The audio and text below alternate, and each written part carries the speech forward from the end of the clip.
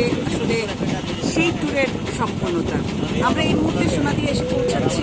এখানে একটা সমুদ্র সৈকতের আরেকটি অংশ বলা যেতে পারে। আমি এখানে দেখাচ্ছি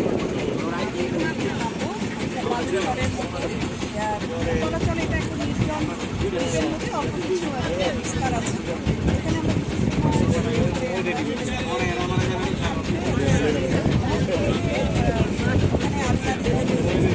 গোল্ডেন টেম্পল আছে, পানির বরজ দেখার এটা বলে এই কারণেই, কারণ কিছুই আছে কক্সবাজার এখন মানুষের কারণে যে পরিমাণ দাঁড়াচ্ছে আমাদের টুরিস্টদেরও আছে। তাছাড়া সেটা বাদে একটু ভিন্ন মাত্রায় করতে হলে অবশ্যই সোনাদিয়া দ্বীপ এবং মহেশখালী আপনারা বেছে নিতে পারেন।